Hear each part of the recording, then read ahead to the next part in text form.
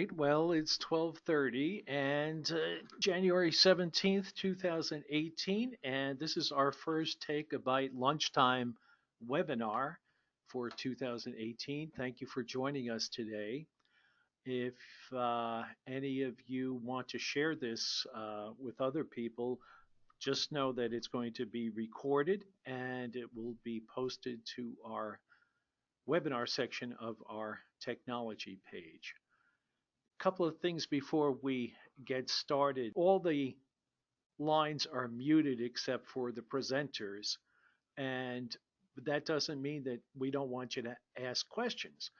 We would like you to ask a question either through the chat function or through the question box on your go-to screen. Feel free during the conversation to speak up. Okay, and let's go to just some preliminary announcements. At ARC of Westchester, we really believe that personal technology can make a tremendous difference in the lives of people with cognitive disabilities. And one of our partners on this has been the Coleman Institute for Cognitive Disabilities out in Colorado. They have started a petition several years back, and it's still ongoing.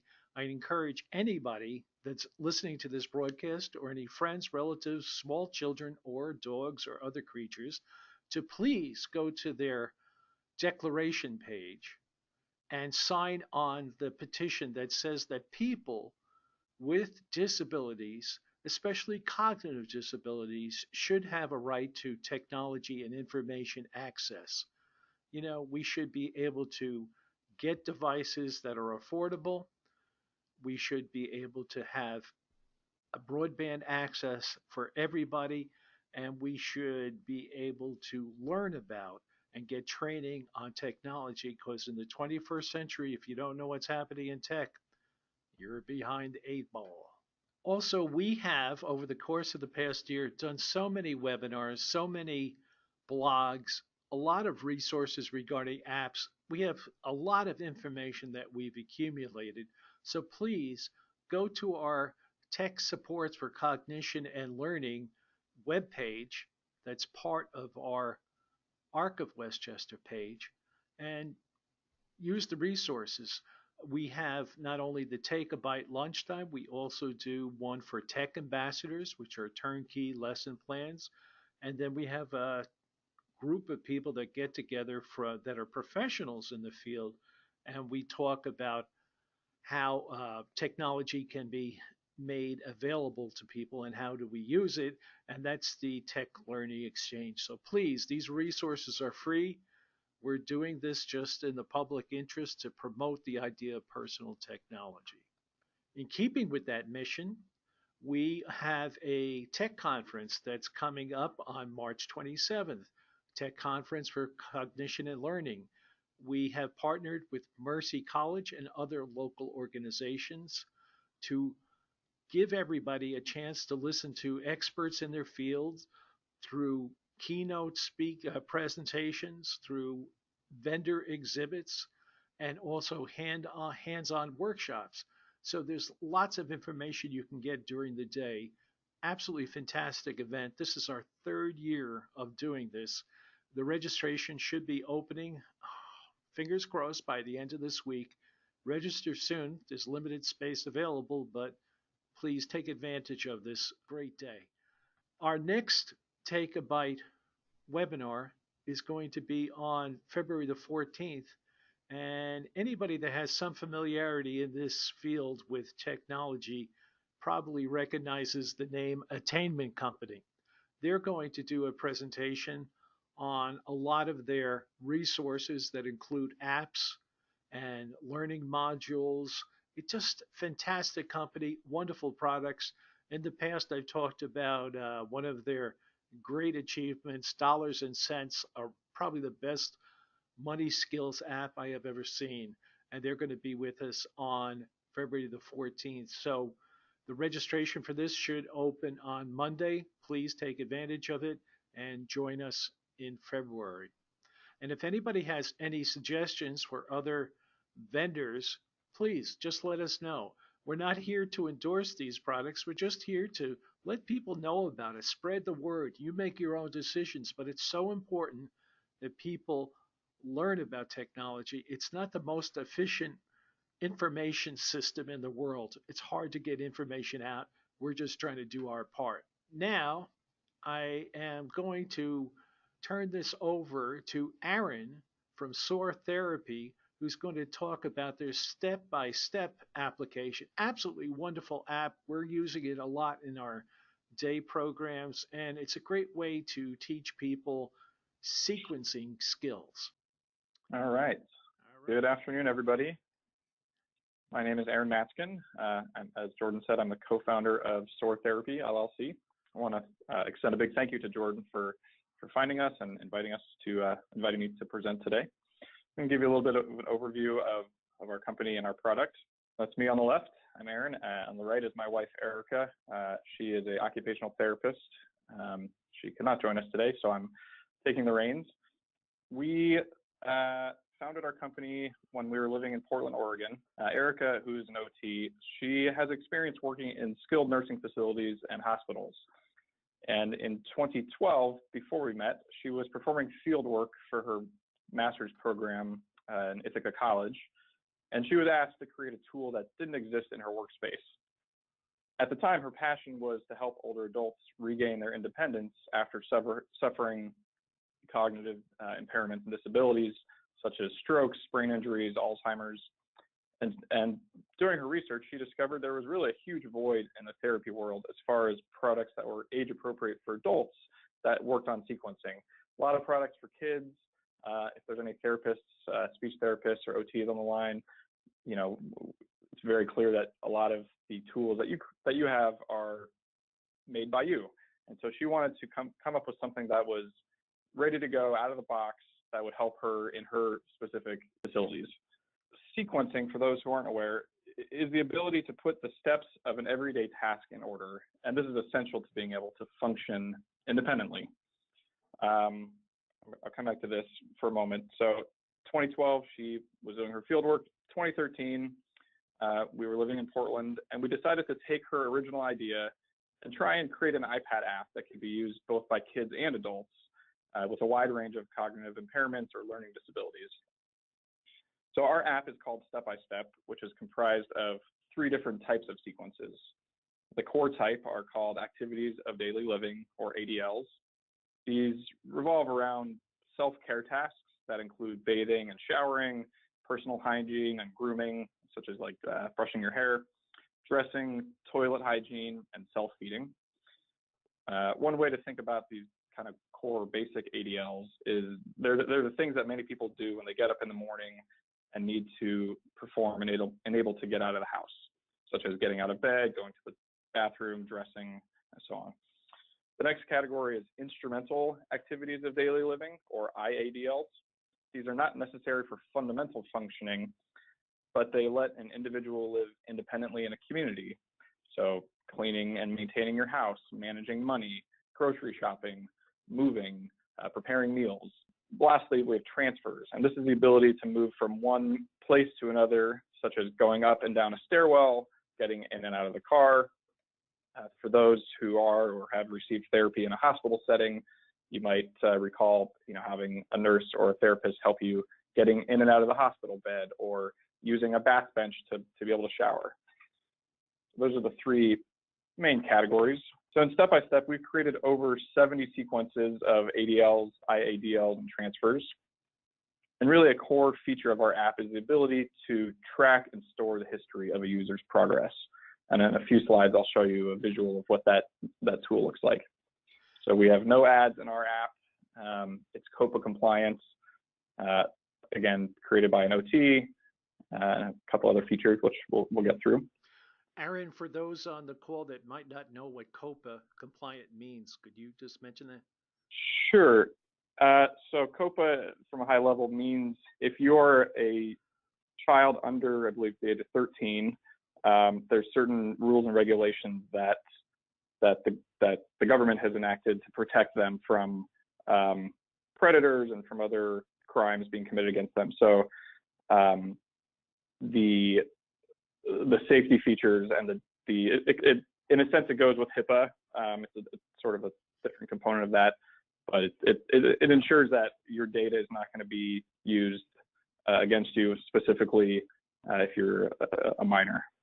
So I'm going to walk you through some screenshots of our app, and so you can get a better sense of how it looks and feels. So this is the login screen. Once you open the app, the user has the ability to select from sequences designed for kids or adults. Now, we have many of the same sequences in both age group categories. In general, the kids sequences have a few less steps. For instance, brushing your teeth in kids might have 4 steps, and brushing your teeth in the adult version has 7 or 8 steps, and the illustrations are slightly different. Here's one example screen of 10 of the adult sequences. As you can see, the most complex or longest step sequence we have is baking a cake, which is 10 steps. That's fairly complex. And I believe the shortest is a 3-step sequence. Conversely, in the kids category, the longest is 6 steps, and it goes down to 3 steps. So you can get a sense of the types of ADLs and IADLs. Most of the transfers are in the adult version because those are the people that are primarily going to benefit from that type of sequence. When you were developing this wonderful app, did you ever consider doing photos instead of line drawings? Because the drawings are great, but somebody mentioned to me the other day, there are some people that might like photographs, might relate to them easier. Absolutely. That's something that we had continues to come up. We were lucky to find a tremendous graphic illustrator who, you mentioned Mercy College. She is finishing her OT degree at Mercy College right now.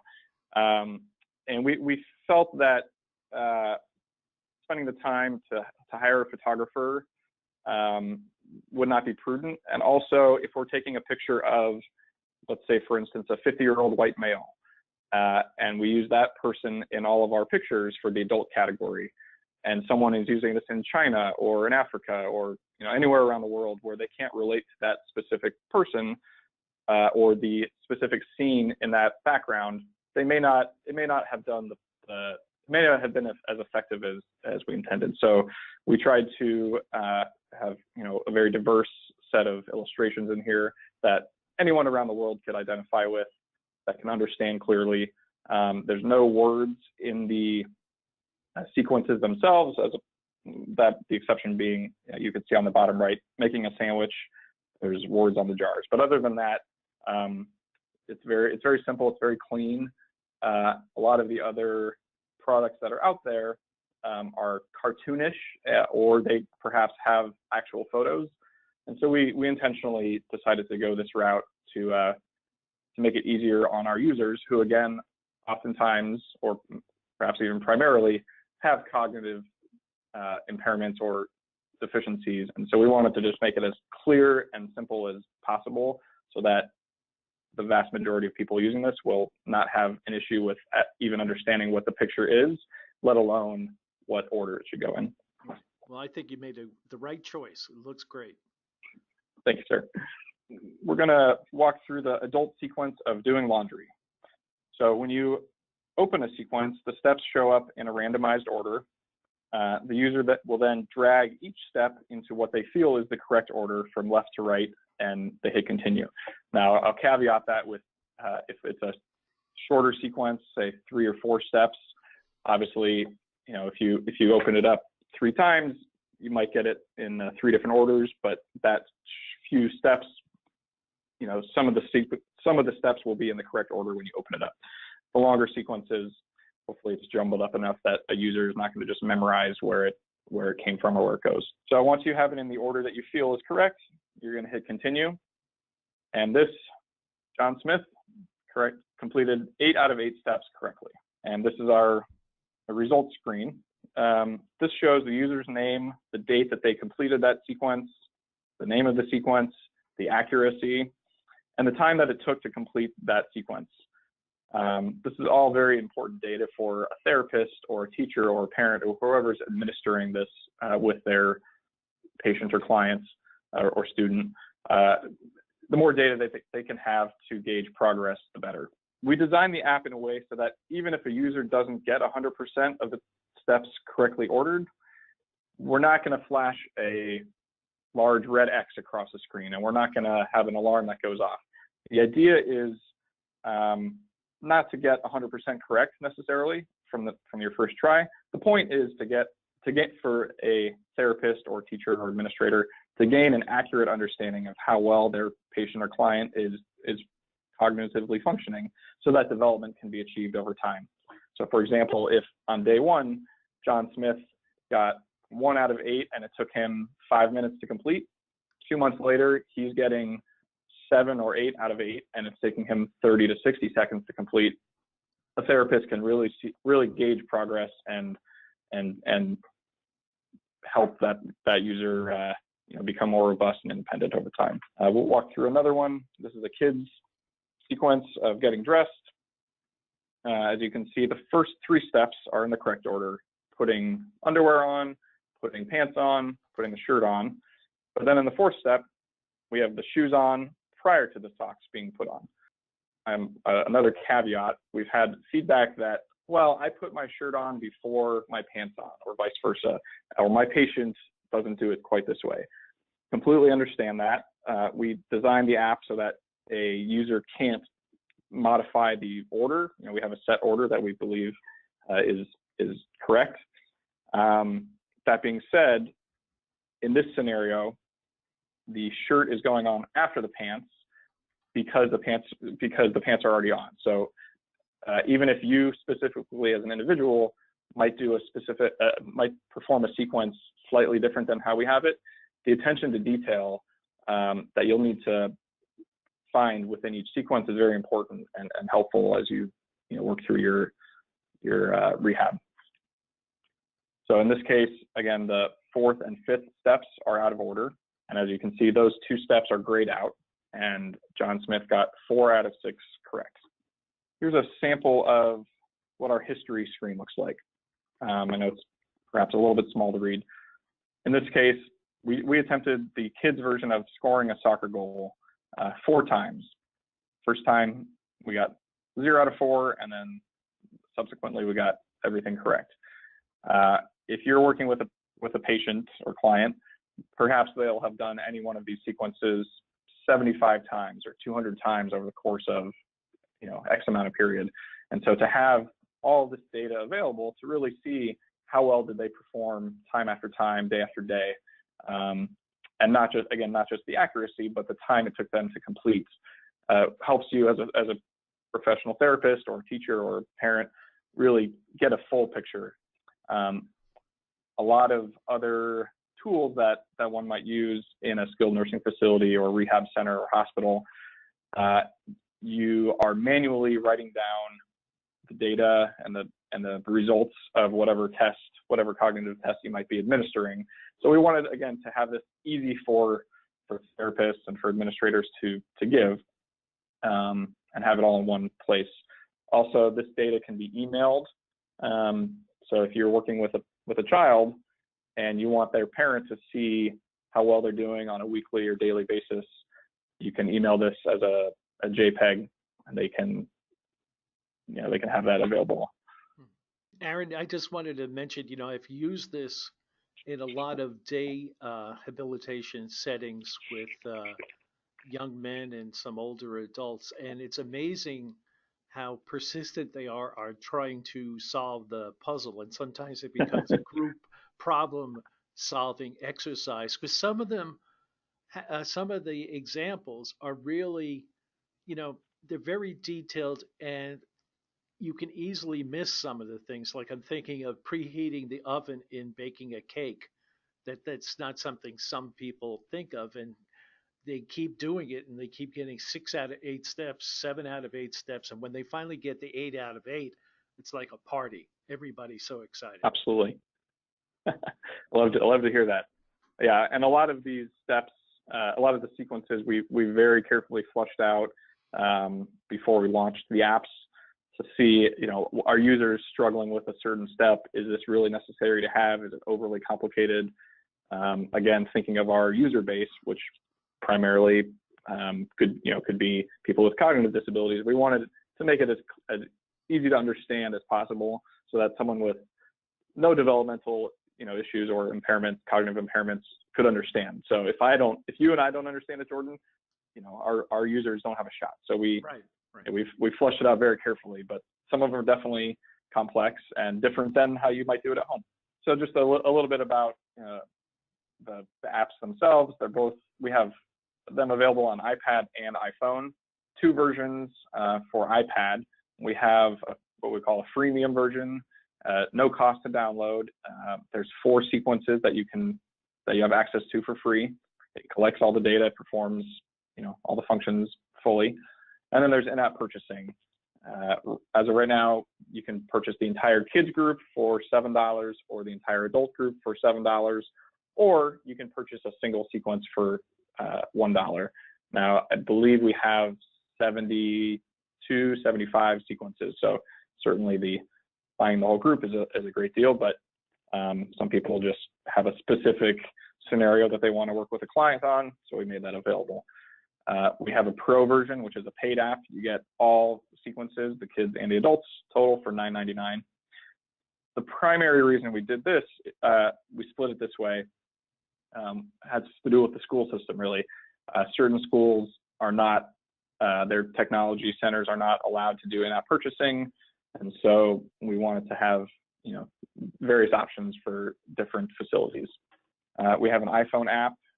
This is a little bit smaller, only 58 sequences. We had to trim down some of the longer ones, or remove some of the longer sequences, the 9 and 10 step sequences. Also, in most therapy in schools, we've found that people aren't going to be using their iPhone for therapy. They're going to be using an iPad. And so this is a nice added bonus if you want to, if your child, or let's say your child is going to speech therapy or OT during the day and they were working on the app with their therapist. If you want to have it on your phone at home so that they can keep practicing, it's just another means to access the data. To give you an example of what the phone version looks like, only 4 sequences will show up on any page. Again, they're slightly shorter in length. Here's one more example. This is a transfer sitting to standing. So in this case, the first 3 steps happen to be in the correct order when I open the app, but as you can see, he's standing before he should be. So now we're going to swipe it and move it to the right place. And this is one of the harder sequences. Even though it's only 5 steps, there's a lot of attention to detail in steps 2, 3, and 4. Pushing your feet back, putting your hands vertically on the chair sides, and then pushing yourself up to reach for the walker. This is a little bit more complex, even though it might look simple. Congratulations, we got 5 out of 5. Again, here's our results screen, which we went over earlier. So we also found that not everybody in the world has an iPad. Surprise to nobody. So we decided we have these beautiful sequence illustrations. Let's take them and put them on laminated cards and sell them so that those either who don't have access to an iPad or are looking for that tangible method of teaching and rehab, to have that available for them. So we printed 22 of the adult sequences or 20 kid sequences. At the moment, we're sold out of the adult version, but we have plenty of the kids version available on Amazon. And we found that a lot of therapists, and actually parents as well, like having the iPad and the cards because it reinforces it in different ways. My nephew, who is 3 years old, and so my sister has taken the brushing your teeth kids sequence cards and taped them up onto his bathroom mirror so that when he's ready to go brush his teeth at night, he can visually see the cards and remember the steps of this specific task. What a great idea, because everybody thinks it has to be on an iPad, but sometimes you don't want an iPad by the bathroom sink. Right, absolutely. Or perhaps you don't own an iPad, and this is really the only means. And we have a third method, which I'll get to in a moment. So here's an example of what the cards look like. Again, the same illustrations as are in the app, just printed professionally and laminated and good to go. A couple examples of people we know that are working on their step-by-step cards. So in yet a third avenue, we decided, yet again, we have these images. Let's put them in downloadable PDF.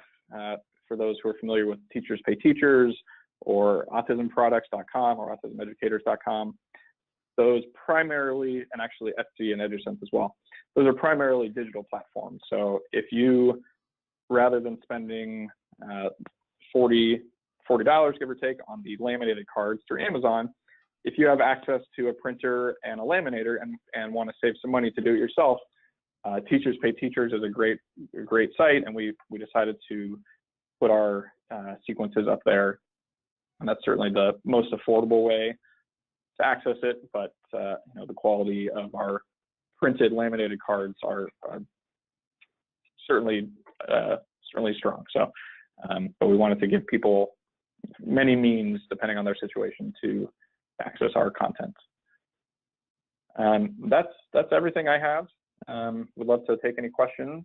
Feel free to write down my email or my wife Erica's email and visit our website. We do have a video, which I was hoping to show today, but couldn't get it to work through this presentation on our homepage. I invite you to visit that, and yeah, I'd love to take any questions. All right. Well, a couple of them have come through, and one of them has to do with, could you add photos and add them to the sequencing? And I would just put in my 2 cents that, you know, this is, I think, pretty much right now just a static product, but there's lots of apps out there that allow you to build sequencing, like on how to make a cup of coffee or something specific, a job related skill, things like First Then Visual Schedule, which I think is by Assistiveware, or Can Plan, and others out there. Those would probably be your best bet if you had something specific that you wanted a person to remember.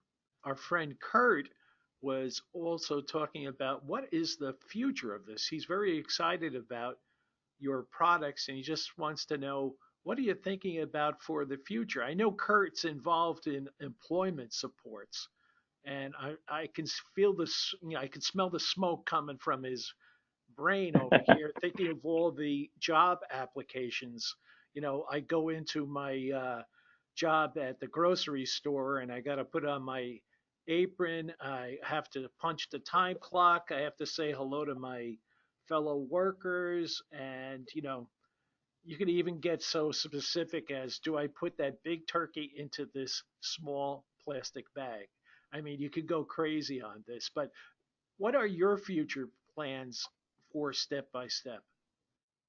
Sure. Yeah, that's a great question, Kurt. Thank you. So before I answer that, we started with, I would say, I'm going to say 30 sequences, and we've grown to 70. And I would say of those additional 40, at least 90% of those came from user recommendations. You know, whether it was people that Erica was working with in her facilities, she was using Step-by-Step with them, and they said, hey, you know, this is something that I know that I need to be able to perform at home when I get out of rehab. Can you create this? Or we've gotten, you know, emails with suggestions. So we've already doubled our sequence, you know, the sequences that we have available based on user feedback. There is so many different directions we could take this. Certainly, you know, funding is always an issue, but, you know, the platform is there to apply this to any field. We've talked about military applications. You know, if a military boot camp needs to reinforce dressing, or how to, you know, clean their weapon, or how to shine your shoes correctly, any type of instruction that has multiple steps to it, this can be applied to. So we're certainly open to ideas and suggestions to put it in this app. If there's a very specific platform, a specific place that would like to take advantage of this, such as, you know, Jordan said, a grocery store. If Safeway contacted us and said, we want to use this to teach our employees how to restock, and here's how the store is laid out, the infrastructure is already there, and we have, again, a great graphic illustrator. So we could, we're open to taking this many different directions. But as of right now, we're primarily focused on if a user sends us a specific sequence that they would like to see, then we consider that and try and implement it. Well, another question came in whether templates for inserting custom images for client-specific applications, I guess, where you would provide the template form and then people could throw in their individual pictures. I don't know if that's something. Yeah, so that's certainly come up quite a bit over the last few years. We haven't explored that in too much depth. I know HIPAA is certainly an issue because the app is the same for everybody. So if you put in your pictures, we need to, if we allow you to put in your specific sequence, we need to make sure that not 2 million people around the world are going to have access to the same photos. So it's something that we're exploring. We'd like to explore more, but privacy is certainly a concern there, and just need to explore how to make that work. But yeah, it's definitely a well-heard suggestion. The other one just popped into my head. At our agency, we deal with kids from preschool age up to adults that are in their 90s. And I know there's been concerns in the past with like proper lifting techniques with some of our senior citizens. And, if you don't lift somebody properly, it can result in injury. So I could see also an application in, like the actual facilities training their nursing staff on how to do things properly. I guess, and this is me as a New Yorker, we always sue everybody. So, what would the liability be if you give an instruction that isn't accurate or something, Sure. that somebody injures themselves by following your template? It has so many applications. Yeah. It's the kind of app that I just smack my head and say, why did I think of this? Good for you and your wife to come up with this. Thank you. Yeah. And then here another one came in. How closely, if at all, does increasing competence in sequencing correlate with actual performance? That is a great question. I would argue that is the question.